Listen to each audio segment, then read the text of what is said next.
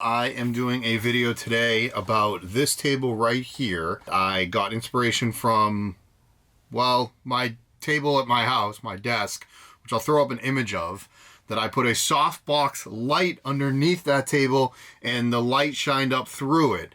And I got a lot of reposts on it. I got a lot of love on it. And I decided to do a smaller version for vans, which I will start doing more of a mass production on them. Not really mass production, but do them when I can. You know, put them up for sale and whatnot. But I'm going to show everybody on really what I did to make this table, as well as putting some lights in it. Stay tuned for this entire video where I'm going to show you the time lapse of everything right now, and then I'll explain everything at the end on how I did it if you missed it in the time lapse. Let's get going.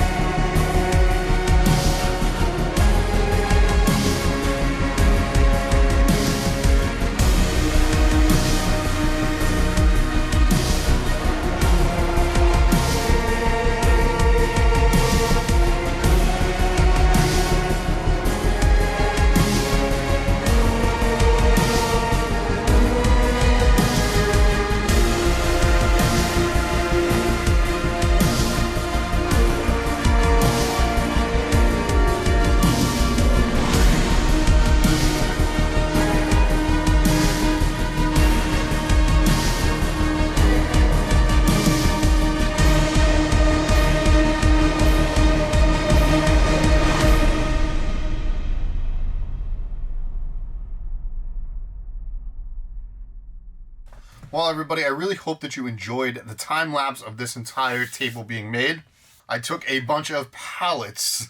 If you are new to the channel, consider subscribing. Mostly I do a lot of van life or sustainable living or travel and adventure, but I will also be getting more into DIY projects like this, you know, art woodworking. Next up, I will be doing a tiny house build. The shot of the beginning of the video was actually the van that I just completed, and this table was kind of prototype one of maybe making more of these. The mount that it is sitting on is a lagoon mount that is really popular in the RV, van life, and even boating industry or marine industry. Let me explain everything that kind of happened. I don't remember exactly what was time-lapsed and what wasn't time-lapsed. I'll kind of go over what I did. By the way, the lights are off. I can maybe turn them on so you guys can maybe see it. Maybe you can't, maybe you can. I'll turn them on when I start talking about the lights.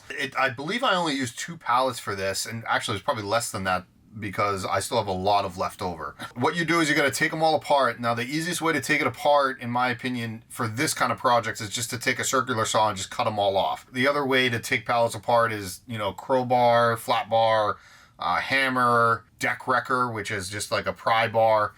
There's a bunch of different ways you want to do that depending on how you want to use your pallets. But in this case, it's just best to do a circular saw and call it a day. From there, you have to plane each board to have the same thickness. So I ran it through my planer, no big deal. And then knew that the thickness of my table, you can see it here, is 1.5 inches thick. So I cut each strip on the table saw 1.5 inches thick. And the reason I went 1.5 inches, normally I would go like 1 inch for a table like this on a lagoon mount, because these lagoon mounts can only hold so much weight. If I was doing like a counter top, I would probably go 1.5 inches, maybe 2 inches, depending on how I wanted to do it. Could I do this style in a countertop? Abso-freaking-lutely, I could do this in a countertop. Will I? I think eventually, or maybe as like a one-off, or maybe even for that tiny house that I spoke of earlier. For now, I'm going to stick to these tables because of the amount of work that's involved in them. After you cut 1.5 inches thick, then you have to start stacking them all up, which is maybe what you saw. I just used glue and brad nail. Moving forward, I don't know if I will use glue and brad nail. I might just glue and press or glue and clamp. The reason that is because when you are cutting in, which I'm going to get into in a minute, you hit those brad nails and that can dull your blades quite quickly. So you don't really want to obviously run through brad nails and also have a brad nail shear off and hit you in the face, because that can hurt. Like, there was no set where I was going to do it. I kind of just was like looking at it and was like, okay, there's a void here, there's a void there, I want to have a void there, a void here, whatever. I was making voids all over the place. Once that is done, obviously I wanted the dimensions at a certain dimension. I did one big piece, so I have another one of these that I'm going to be making. Made the form for it. I used that Tyvek tape, or the tuck tape, however you want to pronounce it. I poured the epoxy. I made the mold out of 3/4 inch plywood.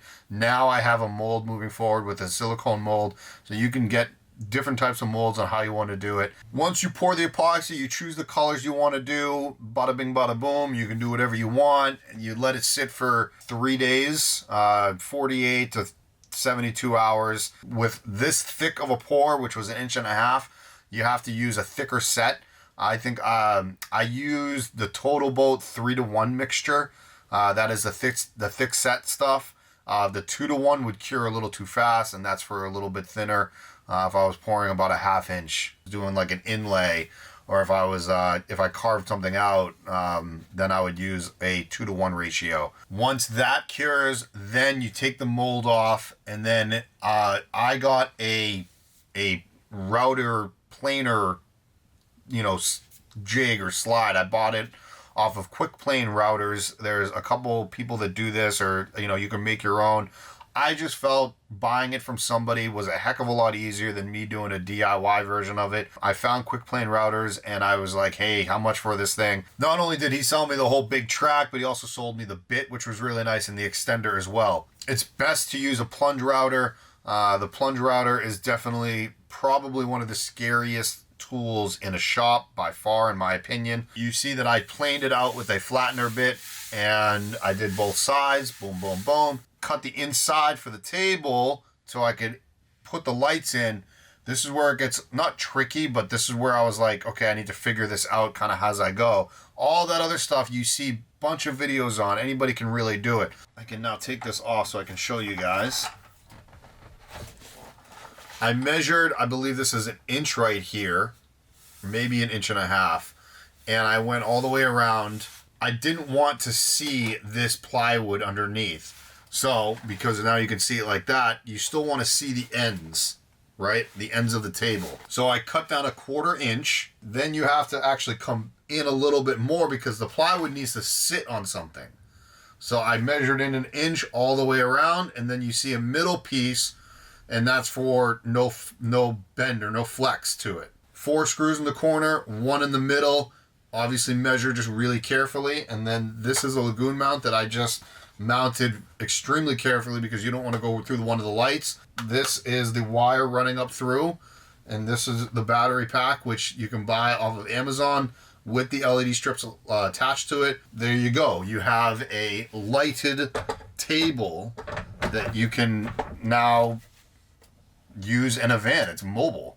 You know, there's no hard wires is what my point is. It's on a switch. Is it possible to bury this contraption inside? Yes, it is. It would just be a little bit more engineering and a little more figuring out on where you can cut in and all that good jazz.